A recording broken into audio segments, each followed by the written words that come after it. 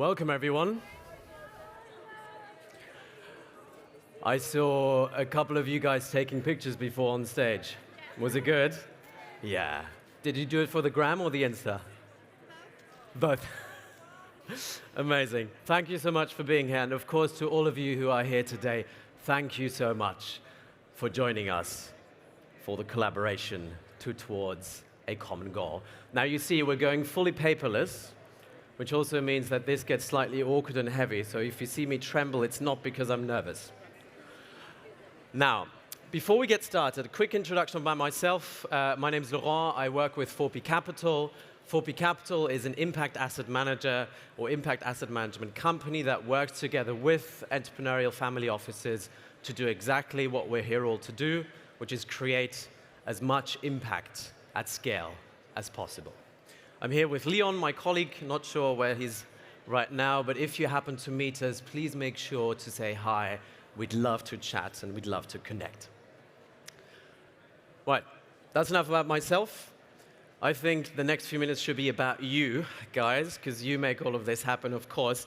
So maybe by the show of hands, because it looks so nice up there, who here knows what the SDGs are? Can I see some hands, please? Lovely. If you don't have your hand up right now, stay seated and watch. Second up, who can name at least one SDG? Okay. Who can name 10? Some confident people in the room. Who believes they can name all of them? That's a very honest guy. Oh. Unfortunately, I can't do public interactions, otherwise I would definitely tell you on that one. Okay, good stuff. Now, who here believes, and sir, I might see your hand again, who here believes they have fully and completely grasped the entire concept of the SDGs? You're not there. Okay. Who else? Lovely. You guys know what kind of panel you should be joining. Amazing. Now, why am I asking these questions? Very simply, because the person who is about to appear here on stage is perfectly equipped to fill that gap in our knowledge and make sure we're all up to speed. So please, together with me, welcome with me on stage here, Mr. Aurélien Decamps, the founder of the SULITEST.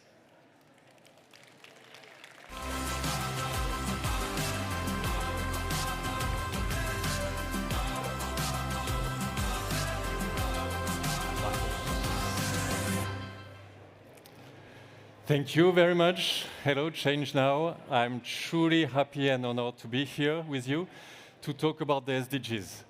My name is Aurélien Decamps. I'm a sustainability activist. I'm a social entrepreneur, and I'm also a professor. And I'm trying to leverage all these roles to act towards sustainability on a daily basis. Because it's all about action, right? We all want to act for a better world. We all want to be change makers. But how do we get ready for action? How do we truly act together? How do we connect our actions to amplify the movement? There are plenty of change makers in this room, but how do we get out there for the others, for everyone out there that needs to hear about sustainability and the SDGs? Can we have a common language that will connect topics and expertise, that will connect knowledge and action, that will connect business and activists, science and policymaking? Well, in 2015, the United Nations set up 17 Sustainable Development Goals, the SDGs, as a common plan for humanity aiming at nothing less than change our world. Our mission for 2030 is to achieve these goals. And when you look at them, to be honest, well, first, there are 17 of them, so it might be a bit complicated and not really easy to understand. And then we will always be able to argue and debate about the content of the SDGs. Are they perfect? No, they are not. We should acknowledge that there are some limitations with the SDGs. Having said that, as a sustainability activist and entrepreneur myself, I think the key question is not there. The key question is really, how do we use the SDGs? Are they a good vehicle for action? Are they a good accelerator for change? Let me tell you why I'm absolutely convinced that they are, for at least 3 reasons. The first reason is that they are truly our collective roadmap. From the beginning, they have been co-created with countries, of course, but also business, universities, education, NGOs, civil society. So those SDGs are our own collective roadmap. In this room, I have plenty of change leaders, I know. All of you, you are acting on a daily basis for sustainability, through climate actions, to restore biodiversity, to fight poverty or inequalities, to build sustainable cities, to promote education, good health, food, and many other actions. So how do we connect together? How do we gather around a common language to connect our action and amplify our movement? Whether you are a business, an NGO, a university, a policymaker, use the SDGs as a common framework to guide and pilot your actions. The second main reason, I'm sure we will share this feeling also, it's time to get serious about action. And one way of being serious is to be able to track progress. The SDGs provide a common framework and relevant data to track our progress. Are we doing fast enough? No, of course. Are we doing in the right direction? How can we be data-driven? How can we leverage data to track our progress and to demonstrate that, yes, we are acting towards sustainability? Again, if you are a business, if you are a university, if you are an NGO, a policymaker, use the SDG dashboard to track progress and to demonstrate that you are acting towards sustainability. The clock is ticking. 2030, we have so much to achieve by 2030. But it's only a milestone. We already know that SDGs are just the bullseye that we need to go towards to foster sustainability for 2050 and beyond. And the third reason why I do believe that SDGs are a good framework for action is that they convey this systemic vision of sustainability. We should never look at them individually. They are a system of interlinkages. They are all connected. For example, we know that we will never manage to achieve economic prosperity or to fight poverty if we don't take care about climate, biodiversity, or land first. We all have in mind this good example of COVID, this recent example of COVID, and we know that it was only an appetizer. COVID showed us that we will never achieve good health for everyone, fight poverty, achieve economic prosperity if we don't take care of our land forest and the way we are producing food and consuming food first. We need to work in better partnership with nature. And the SDG can provide and convey the systemic vision to allow us to build new vision, to build new ways at looking at things. The SDGs themselves, we need to appropriate them and we need to reinvent them. Look, for example, at the Stockholm Resilience Center. They turned the SDGs into a wedding cake, where nature is the very fundamental basis supporting society. And society is the fundamental basis supporting the economy, not the other way around. At SULITEST, we convey this systemic vision of sustainability. We truly believe that sustainability should be the common language for all. We are inspired by the SDGs, of course, together with other frameworks, such as the planetary boundaries, the donut from Kate Raworth that was on this very stage last year, and we came up with our systemic approach of sustainability. We do believe that anyone who will take a decision should at least know about Earth system, fundamentals of Earth system, climate, biodiversity, and planetary boundaries, about the social foundation of human welfare, and about the levers of action. What are the opportunities that we have to act for sustainability through governance, through economy, through science and technology, through individual and collective actions? At the end of the day, we want to achieve sustainability literacy for all. We want to make sure that anyone taking a decision as the basic knowledge, skills, mindset to unlock transformative action. This is what we need if we are to tackle sustainability and to achieve the SDGs. At SULITEST, we are doing our part on knowledge with task, the assessment of sustainability knowledge, to set a new standard on sustainability, making sure that anyone take informed and effective decisions. And then we connect with you. We connect with plenty of other initiatives in the landscape that will address other pieces of the same puzzle. In the end, the idea of having sustainability as a common language shouldn't be an idea anymore. It should really become the new mainstream. But better than talking about it, let's try it. What I will propose to you now is to test, in a very short way, your awareness of the SDGs. How familiar are you with the SDGs? We have an amazing panel coming up on this stage just after, so let's warm up a little bit. Let's see how familiar you are with the SDGs. Please scan this QR code with your phone, and then you will be asked to enter a quiz code that you have on the slide here. The code is ChangeNOW and the date of today, ChangeNOW2024. 0325. Once you get there, you will be asked to choose a team. So the team doesn't really matter, but just you have to know that there will be a winning team at the end. So choose wisely your team and know in which team you are. For example, we could say that on my left-hand side, we could have team 1 on the front and team 2 in the back. And on my right-hand side, we could have team 3 in the front and team 4 in the back. So choose your team, and we will have a short quiz to see how familiar you are with the SDGs.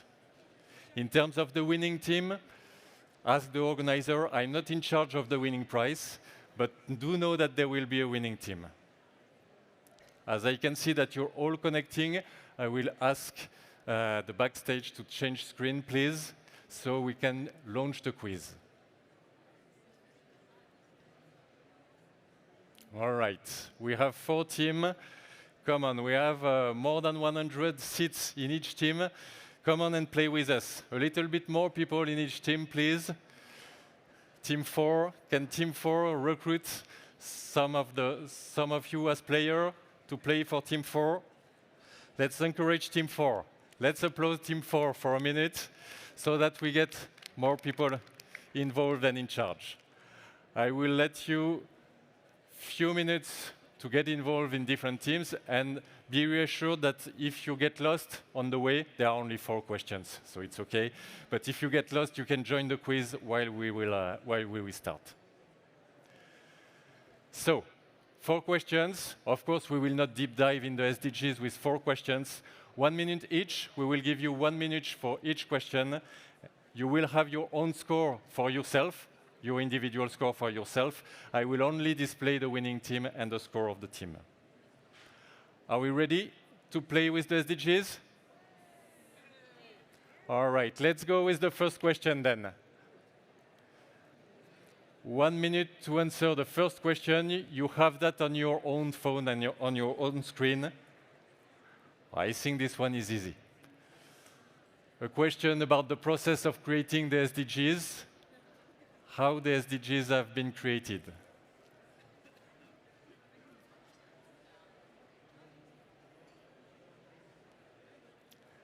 "30 seconds to answer." I can see that all the teams are answering. Team 1 and Team 3 are moving faster.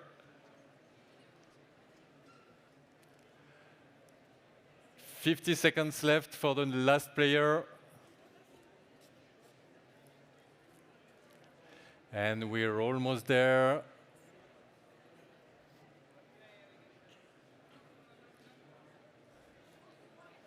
All right, and it's done. Let's see what the correct answer was. The correct answer was C. Yes, the good news about the SDGs is that it's truly our common roadmap. They have been co-constructed with NGOs, civil society, business, education, country, policymaking, and so on and so forth. Let's see which team leads on the first question. All right, congratulations, Team 3, you take the lead on the first one. Now we can move to the second question, and entering specific SDGs. This one is a bit trickier, I think. Question about SDG 8, and especially target 8.7 to eradicate forced labor.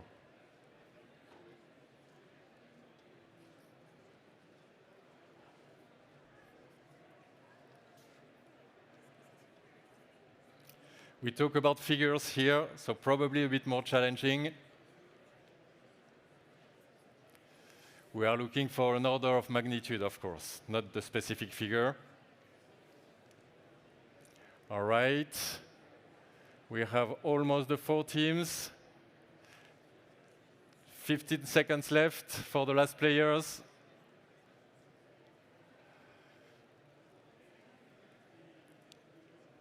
And I think we are almost there. Let's see what the correct answer was. All right, the correct answer was C. So it's actually less than you thought for some of you, or for a majority of you. It's not so much of a good news yet, because as you can probably see in the quick comment, it's more than 3 people out of every 1,000 of people worldwide who still under forced labor and modern slavery, more than 80% by private sector, and more than 20% for sexual exploitation. Let's see which team takes the lead on this one. It's Team 1 on a close score that leads on this question. Congrats, Team 1, and let's move to the third question. 2 questions left. All right, next question about SDG 12, responsible consumption and production, and especially target 12.4 on the management of chemicals. Question about the Montreal Protocol and the CFC gases.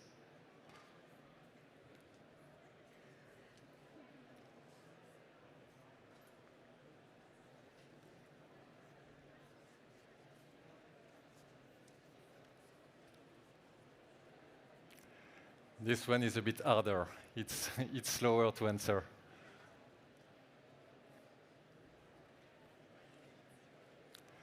All right, here comes the answer. 10 seconds for the last players. Come on. Do not forget to validate your answer. And here we are. Can we have the answer, please? So yeah, the correct answer was C. It's actually a good news. It's actually part of the good news that we have on sustainability that shows that when we act, and when we act in a coordinated way, it works. It actually works, and the ozone layer is currently recovering. It should be the case by 2015. Let's see who's taking the lead on this one. All right, congratulations, Team 4. And the last question of the quiz. Let's go for the last question. Question about SDG 2, about food and hunger, and especially a question about food waste. Let's go for 1 minute and the last question. Last chance to be the winning team of the quiz on the SDGs.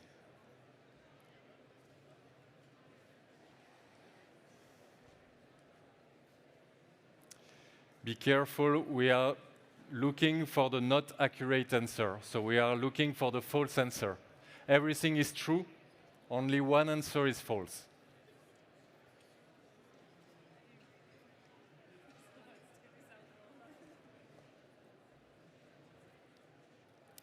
Ten seconds for the last answers.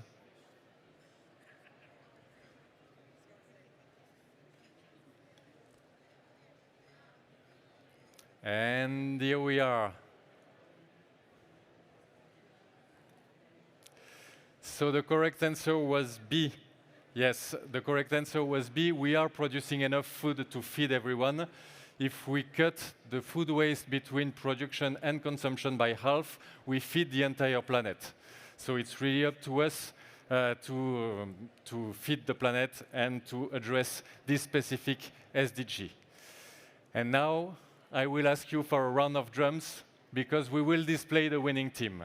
So can we have a round of drums, please? Come on, Change Now.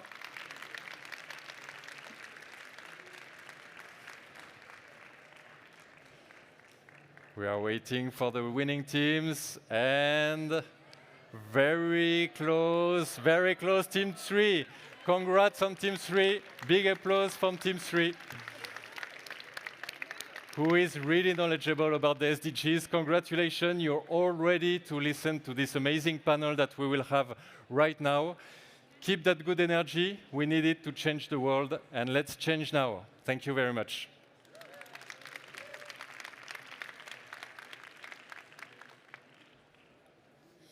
Thank you so much.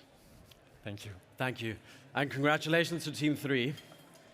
One of those chairs is for you guys, so now you have to participate as well, as you are so good at the SDGs. Great stuff. Right.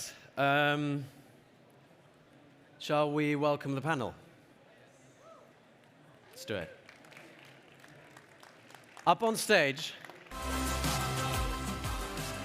Oh, it does it for me.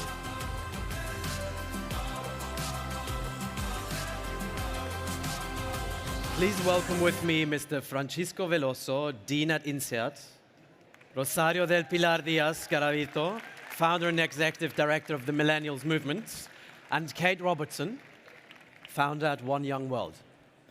Please, whatever you feel like. Hi, nice to meet you. Whatever you feel like as well. Good. Do you want to budge up? Amazing. How are you guys feeling? Good. Yeah? Yeah, I excited. mean, look at those lovely people. They feel great. They just won at a quiz, or at least 1/4 of them. You did. Yeah, of course you did. Right.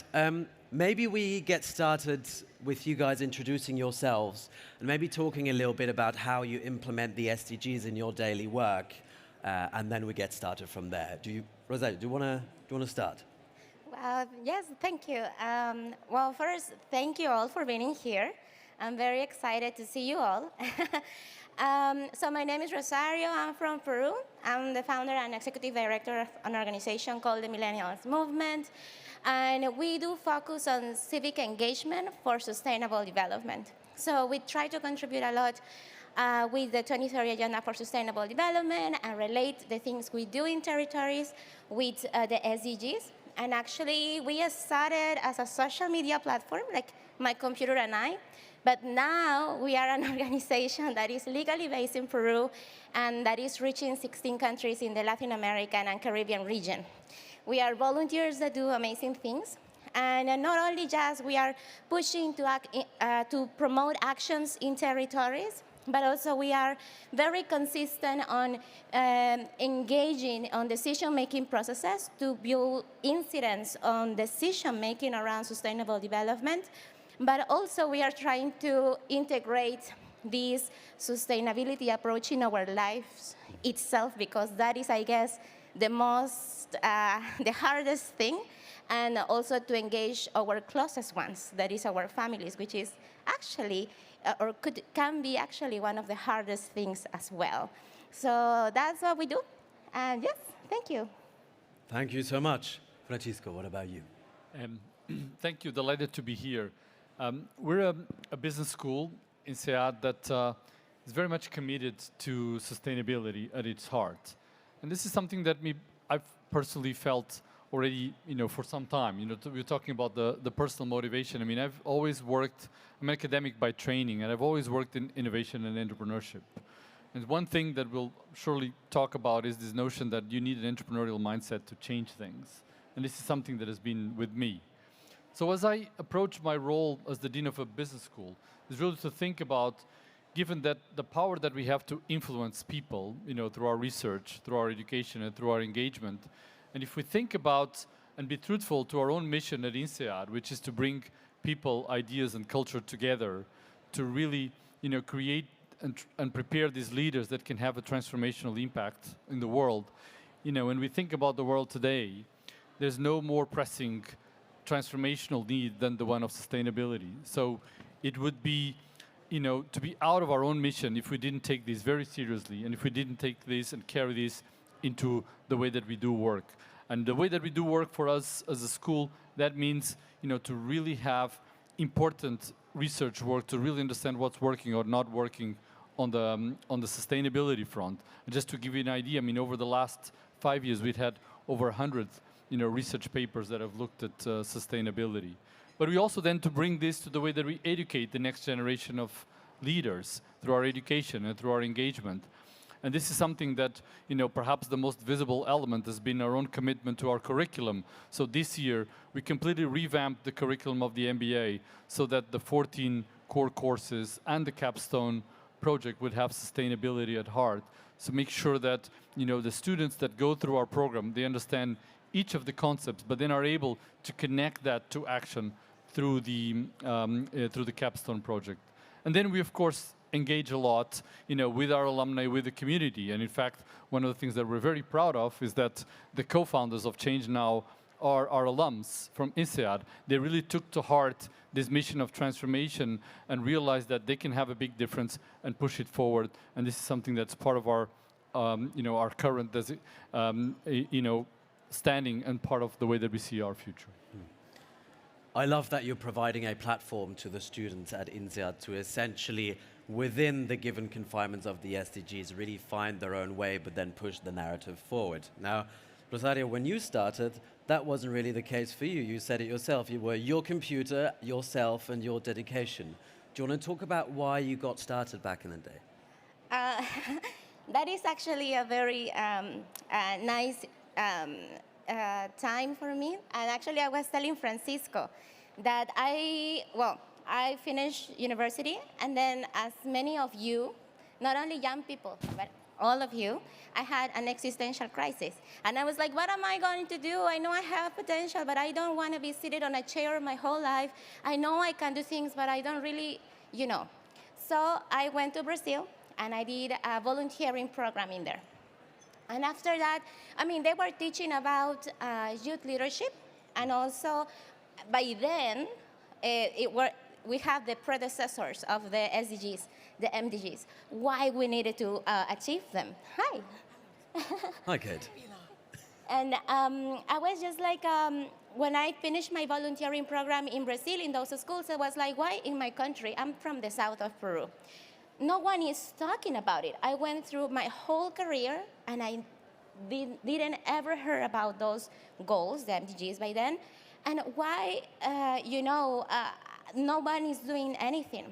So I talked to my university, we host a conference, and guess what? We have 100 seats with everything included. It was like a free space for anyone who wanted to talk about 2030 and technology by then. It was 2013. And only one person showed up in the afternoon. So I went there, and my friends who helped me to organize this conference, they told me, Rosie, you know what? Development doesn't sell. Maybe we should focus on law courses or conferences. And I thought about two things. I could speak 3 languages by then. I was able to go to Brazil to do this volunteering experience, and I had access to information. When I went to my volunteering program, I didn't know anything about it. But when I get to know it, I was like, this is something that is important. So I commit to it. And the actual Facebook page of the conference, where only one person attended in the afternoon, turned into the Millennials movement. And the first thing we did was to start just translating UN information in Spanish, because my desire was that the people in my community in the south of Peru will know about this.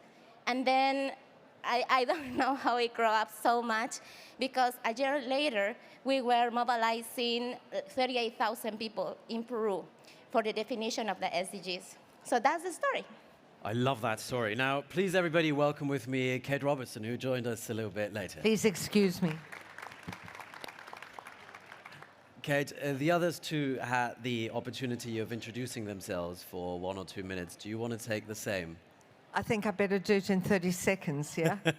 So I'm Kate Robertson. I'm the co-founder of a movement called One Young World, which is the largest young leaders forum for young leaders from every country in the world. And France has been a very important place and partner for us. And the reason I'm late was because Jean-Claude Legrand at L'Oréal, who you all know, kept me at his office. So here I am. Finger to Jean-Claude. Don't tell him I said that. The one thing that unites you all is that you realize that there is a need, there is actually a drive within the youth today to really change things drastically and fundamentally. And Rosario, you just said before, you went through an existential crisis of some sort, right? You didn't know what to do. How are you mitigating that, essentially? And how, Francisco, are you guys making it easier for the students of INSEAD to participate? I think we have different types of publics, and I think it's the reality. So we have the students that push us, right? Those that already know and very much understand, the importance of FDG. We were looking at the test before that they can, then of course they know, they've looked at it, they've perhaps reflect on it and think about your own description about the, about your identity crisis, and we meet them. And those are the ones that push us, that tell us all the time, you're not doing enough. You should do more. You should engage more. You should have a greater impact. But then you also have the other side of the spectrum, which is the students that have not talked too much about it, that have not thought a little bit about that. And so the question is precisely when you think about our own mission of combining people, is how do you put these forces together in a way that sparks action, so that those students themselves, that they can be an agent of change for ourselves, but they can be an agent of change for the other students. Because that's the most powerful, message that you can have. I mean, we as a school can provide the tools, can provide the instruments, the understanding, the knowledge, but the call for action has to come from the people.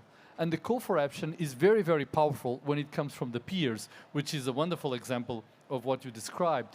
And so for us, it's very important to think about this combination of enabling the power of those that are at the forefront of wanting to drive action, bring all of them the right tools and the right action-oriented mindset, and then create the opportunities for them to go out there and do and make a difference through what they can do with us, through our Center for Entrepreneurship, through the work that we do with some of our professors, or to the way that they connect to the broader world, by coming to an event such as these, or helping and supporting some of the impact entrepreneurships, or becoming impact entrepreneurs themselves. So it's that combination of elements that is quite important and quite powerful for us to think about how we orchestrate that dimension.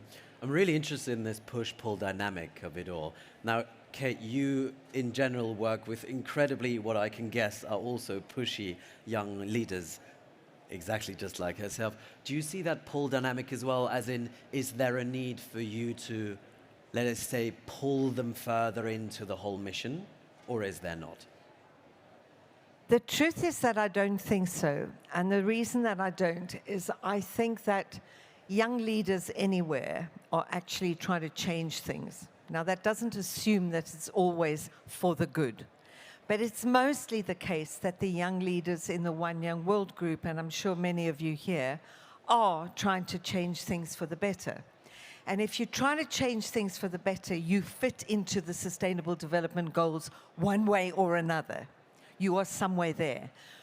What we find with these young leaders that they don't want to be told what they fit into. They've worked that out for themselves, and they themselves are pushing and driving themselves. What they want is to be recognized for what they do. They don't want people like me taking credit for what they do. And the minute you put them, and I know INSEAD has been very good at leaving the space open.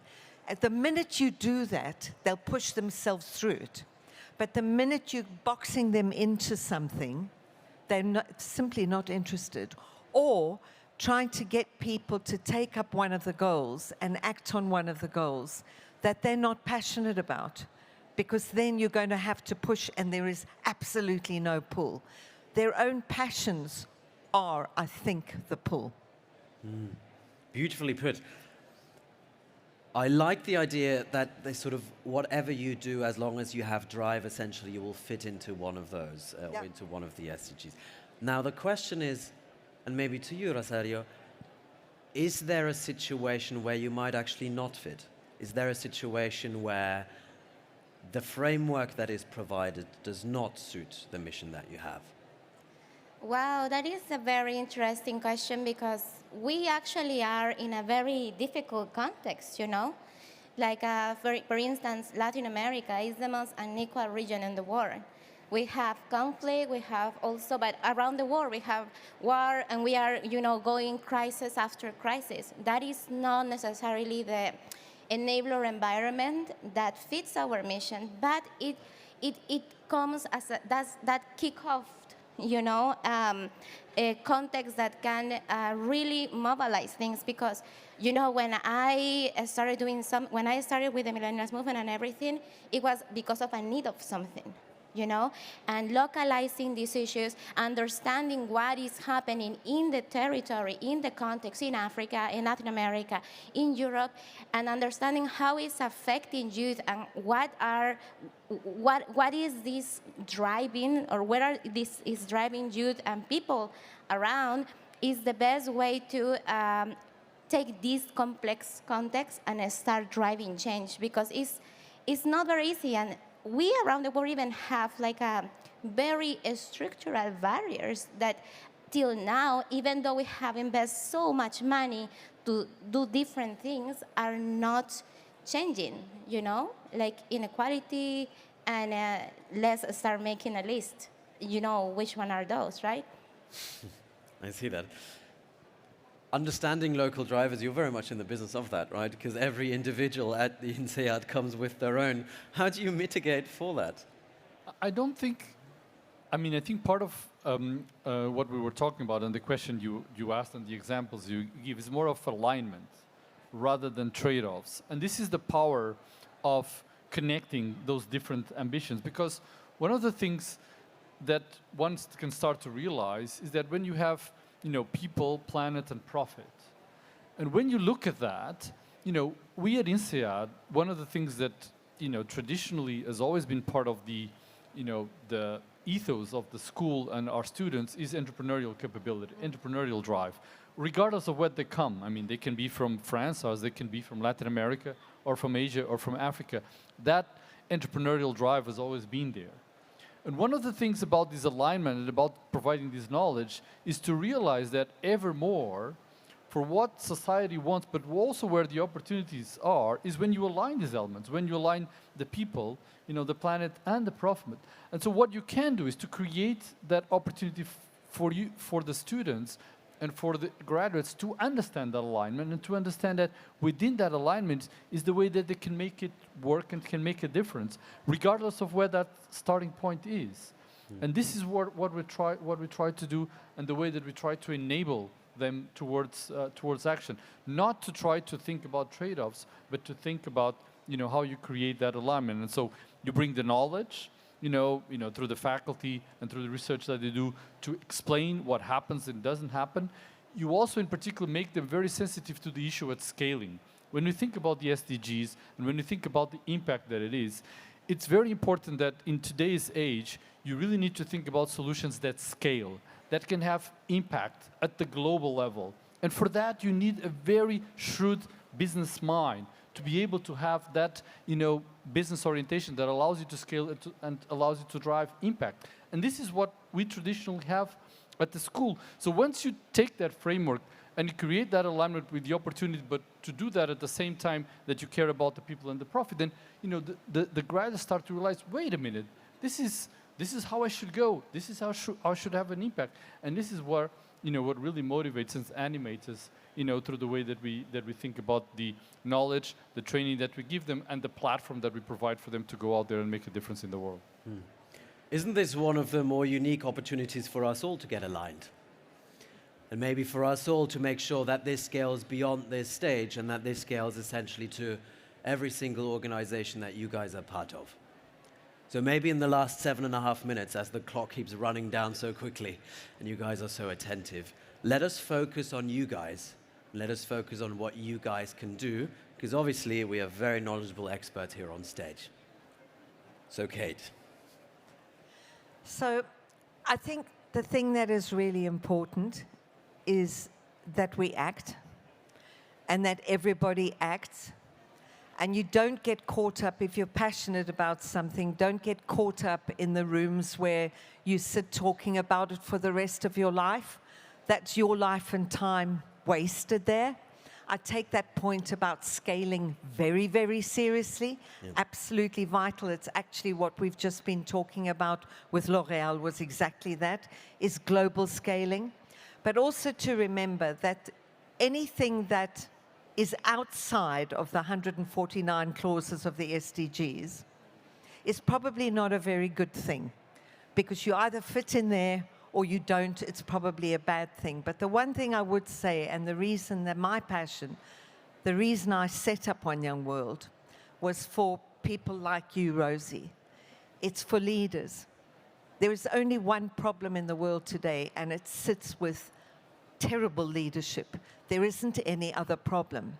So if you have a passion for something, you go there and you fix it.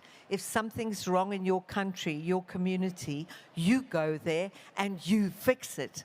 But with the poor leadership we have today, we're going absolutely nowhere, and we will not achieve the SDGs by 2030 with poor leadership. There's a funny saying that my dad used to say. Please. Which is, experience essentially means nothing. You can also do the wrong thing for 30 years. And current leadership... But at least you did it. At least you did it. Current leadership maybe needs to make way to the lovely people sitting in the audience. Oh, yes.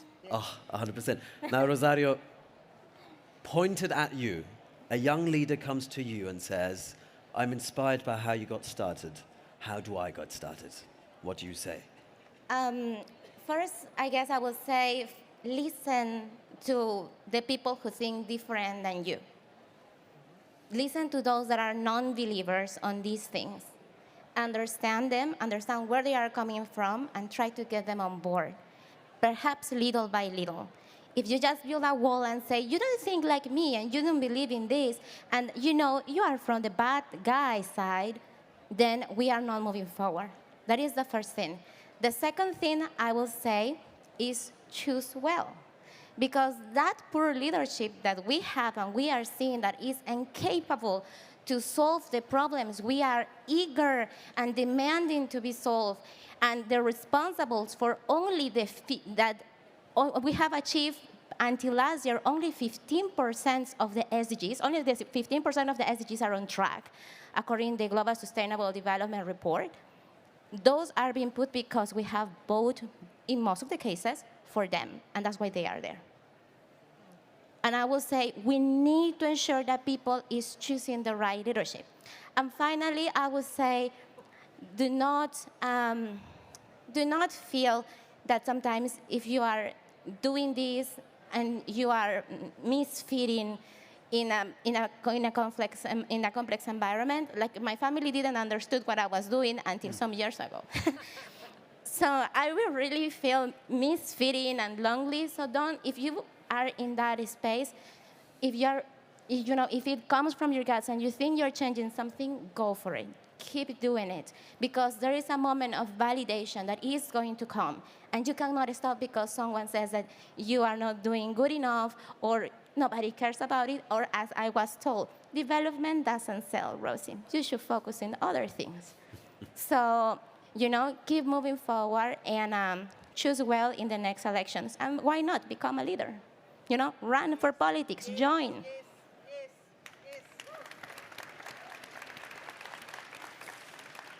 If you ever run a seminar on motivation, Francisco, you've got your speaker to your left. Francisco, when a student comes to you and says, I want to do something with purpose, but how do I start?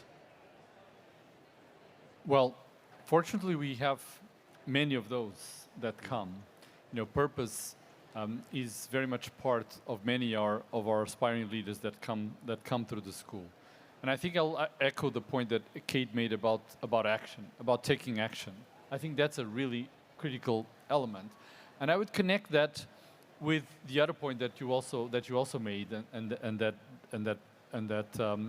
also came in this previous answer, which is that poor leadership that you talked about. One of the things that happens is that once you have that call for action and for purposeful action, if you connect that with the fact that increasingly people realize that this works as a system, that when you have a solution in one place, that's placed to another role. Now, one of the things about these poor leaders that you were talking about is that they're lazy, right? I mean, one of the things that they don't change is because they don't know, and they get rooted in their own kind of mechanisms and approach. So they look for easy solutions. And that's what creates an opportunity for that entrepreneur that can make a difference. Because if you come with a solution, they'll come and take it if they're not able to develop themselves. And this is what creates an amazing opportunity for transformation around entrepreneurial, because it is clear that this change has to be done by different people, has to be done with different solutions and with different companies. When we think back about the root of entrepreneurship, that is the root, is this notion of creative destruction.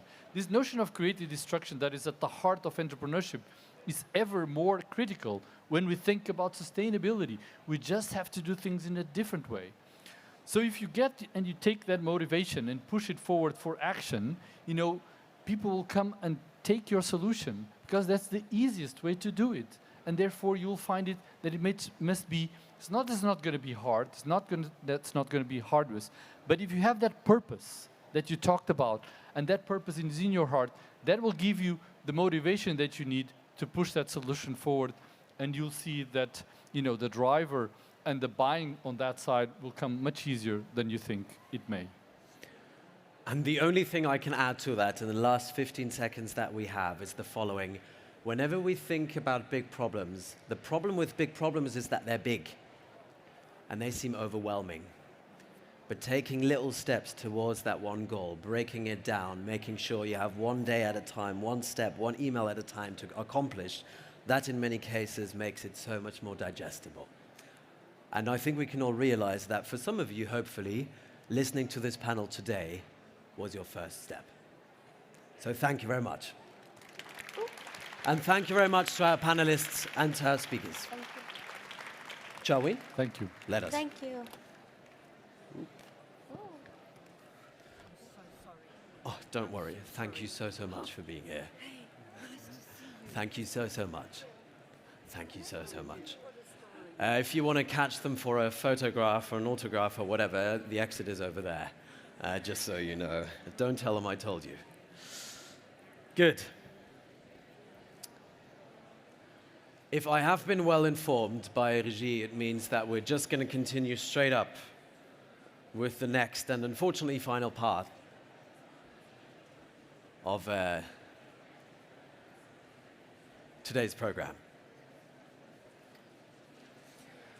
I'll let you guys shuffle around a little bit, stretch your legs if you need to, but I see that you are so incredibly excited as much as I'm excited for this one here. It is not often that you see incredible thought leaders, just like our next speaker, up on a stage like this. And when you do, it's the people that come to these that make the big difference. So thank you so much for all of you for being here. Next up, I'm incredibly excited to introduce you all to Her Excellency, the Second Lady of Ghana and Chair of AFRIWOCC, Samira Bawumia. Please welcome her.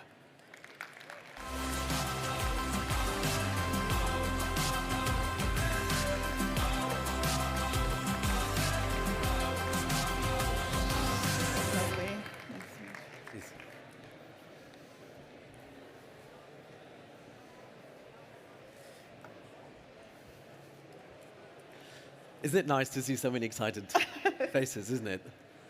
And so many phones as well. Her Excellency, thank you so much for being here with us. Pleasure.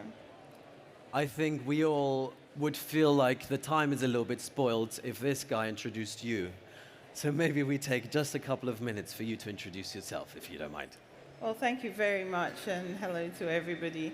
I wear several hats, literally. So I am a global champion for the Clean Cooking Alliance. I'm also a champion for the Clean Air Fund. I'm also a champion for the Health and Energy Platform for WHO. But importantly, I founded the Samira Empowerment and Humanitarian Projects, which helps with the SDGs in Ghana, not all of them, but we focus on education, on health, and women empowerment. And I also am the chair of the Africa Women and Children's Conference, which is a conference that brings together young people on the continent, women from the continent of Africa, to discuss climate action. So in brief, that's what I do, or a part of what I do. Thank you. Where does one start? Maybe at the beginning. Let us start at the beginning. When you first embarked on your journey, on your mission-driven journey, I must only imagine that there must have been roadblocks in your way. Now, for all the young leaders here in the room, how did you overcome these roadblocks in the very beginning for you to finally be able to sit here and say, well, this is what I have done? Well, rightly, it's not easy to start a not-for-profit and to be successful at it.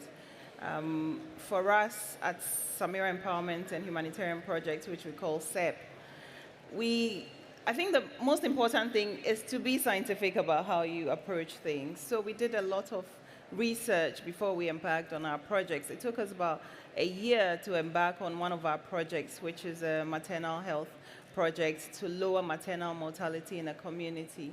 And in that research, you find out that there are sociocultural issues that affect the success of the project you're embarking on. So you learn how to enter into the community, for instance. So with our maternal mortality project, which we call the Safe Delivery Project, is basically a project that gives birth kits to women who are in their third trimester. And this birth kit has sterile supplies for a safe delivery. It has also an anti-hemorrhaging medication in it. And it also encourages the women to go for skilled care in the worst affected communities in Ghana, where we were experiencing high mortality rates from women who were going to have children. But what made us successful in that instance, at least initially we had some challenges, but we realized that we needed to include the men in the conversation. We needed to do community entry. So we go in, we meet the chiefs, we meet the men in there, and then we speak to them. And then eventually when they bought into it, now they are the ones who bring their women to the hospital. And the project has been so successful that we're replicating it in another community, because we actually, after 3 years of being in that community, we registered 0 mortality for that project.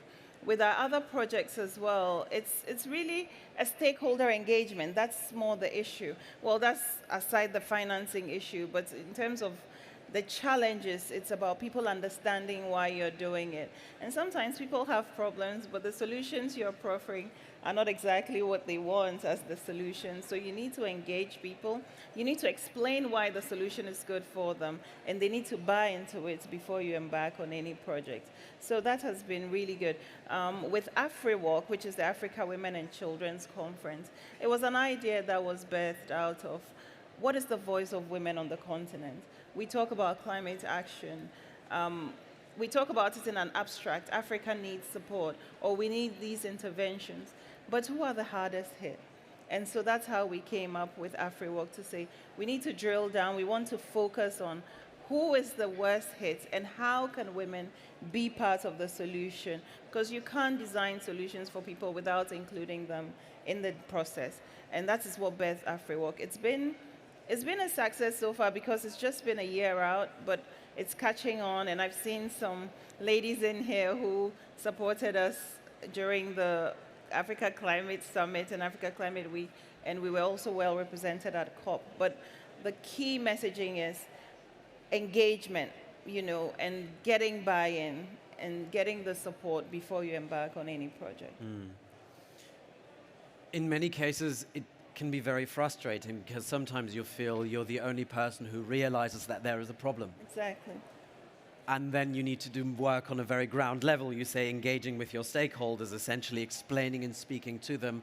Now, can you, without of course naming any names, tell us of a story of you having to overcome the extra challenge of somebody really not understanding the problem, and sort of what you would suggest to the young leaders in the room in how they could overcome their own challenges whenever somebody says, well, great, but that doesn't seem like a big issue to me.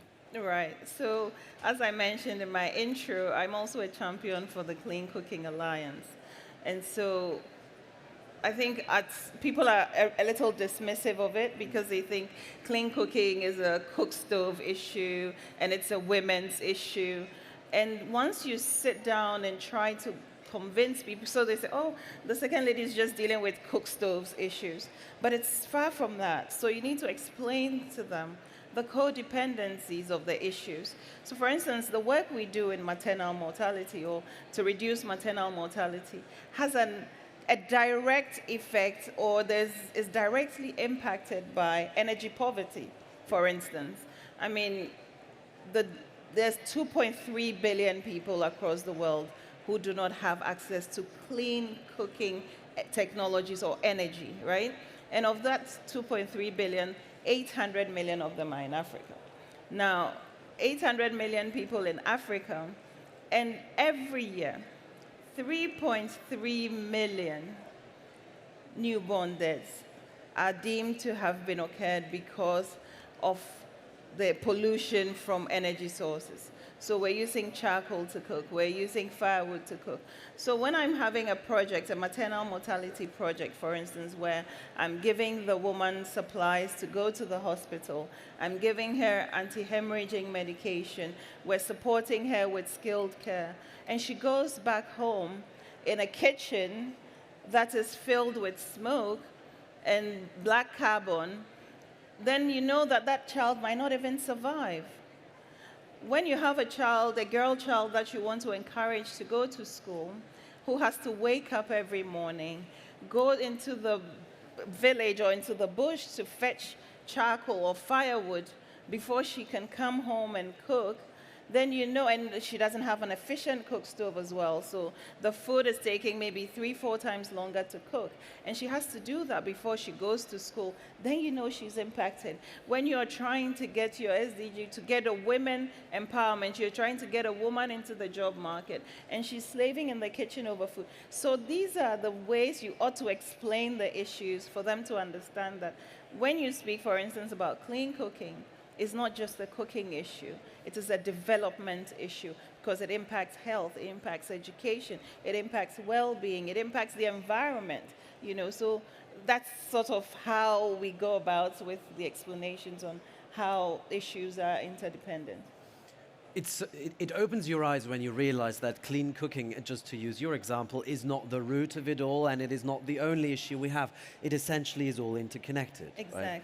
So applying the framework of the SDGs in many cases makes a lot of sense, but then to maybe switch the conversation towards that a little bit, then also that framework doesn't work all the time, does it? Well, exactly, for the points that I said. And I think when we look at the SDGs in general, it is really a checklist of all the issues that culminate into how we develop as a people. And success, you can measure success by where you started from, isn't it? So if you're running a race and somebody started halfway, the chances are they'll complete the race before you do. So that's the issue with the SDGs and with Africa, for instance, because we have so many issues to overcome. But then we're impacted by external factors. So we talk about, say, climate action. Africa only contributes 4% of global emissions, 4%. But Africa is the hardest hit in terms of the impact of climate change. So we have governments who have their small budgets or relatively small budgets that they are allocating to, say, health, to education and all of that. But their health needs are impacted severely because of climate change. So you are spending on adaptation instead of moving forward. So that is the sort of the lack of parity in where we're going. And also, it's almost as if the world has set a goal, but there isn't the support for some parts of the world, or there isn't enough support to attain the goal. So as I said, if governments are now allocating funds to climate mitigation and adaptation, then where do they get the funds for development or for the other projects that are important, or, you know, they would have been priority projects? For instance, we're working with women in communities where these are fishing communities along the coast, and they are losing their livelihoods now because the catch is not coming in. I was fortunate to work with a team from the Salata Institute at Harvard University, and they were looking at the impact of climate change along the coast of Africa, West Africa. And the issues were the same along the coast of West Africa. So communities are being wiped out. That creates food insecurity. That creates a loss of jobs and the obvious impact on livelihoods. So that is really why it's difficult for Africa to attain the SDGs. Africa, the AU, the Africa Union also has its ambitious 2063 agenda, which the SDGs feed into. But unfortunately, we're also impacted by external issues. The name of the game is collaboration in many cases. Absolutely. Intra-African collaboration, like you are starting it, but then collaboration really on a global scale. So very candidly, how can the young leaders in the room make sure they collaborate accordingly? Well, that is why we set up the Africa Women and Children's Conference, because young voices have to be heard. You cannot provide solutions that do not involve the stakeholders and the young people. Africa has the largest youth population in the world. So young people, especially in Africa, ought to be part of this conversation that's been had. We need to share technology. We need to see what is working in other places. We need to share indigenous knowledge, for example. So somebody may be in Kenya and I'm in Ghana, and the solutions that they found in Kenya can be replicated in Ghana so that we don't need to reinvent the wheel all the time. So the most important thing is for the young people to be in tune with the issues and to be part of the solution in terms of making their voices heard. And then I listened to the panel that came in just before. Young people should be in the conversation. It shouldn't be a conversation for young people, but it should be with young people. And really, when we work together, we win together. 100%. When we work together, we win together. There is a dynamic to this where I believe the current leaders of the world can also learn from young people. And I was just at a conference in Switzerland last week where they talked about this idea of reverse mentoring almost, where every senior person mentoring a young person as well received mentoring from that young person. Yet again, in your case, an amazing opportunity as well, right? Because it's not the people, in many cases, not the people who take the decisions, are the people who cook with the wrong type of coal. And so Absolutely. on. So how can we then kickstart this? Do we all go out here and say, well, we've been inspired and that's it, thank you very much? I don't think so. What can they do? Well, so I fancied myself a young person, but apparently I'm not. So I have this really young team of people that I work with, and they furnish me with ideas all the time. So I agree with you that we need, I mean, if you're providing solutions for the future, for today and for the future is the young people. Yeah. So it is important that leaders recognize that young people can be the solution. If we got it right, things wouldn't be what it is today. So we need to give the next generation, well, they are even the leaders of today. I was very inspired by the young lady who was here earlier, very confident, she's aware of the issues, and those are the voices that we need to listen to. So everybody should have a young person they're talking to, because it is their world. It is a fresh set of eyes. We should be re-socialized. The older generation, and I shudder to think I'm one of them, but you know, the older generation should be re-socialized and to see things from their perspectives. So please, the young people, find somebody to mentor. You can mentor me. I'm also looking, by the way. 100% agree. Re-socialize.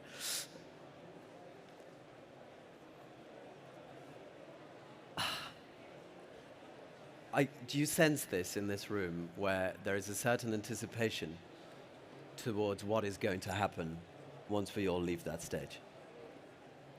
You just said, find somebody to mentor.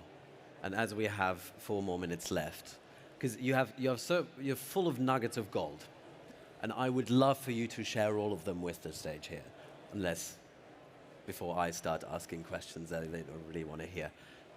When you see the people here, also interacting with people during the conference, what do you feel like they could, what is the edge? What could they even more contribute? How they can even change the fact that we are just some of us here and not everybody's talking about the issue we're talking about?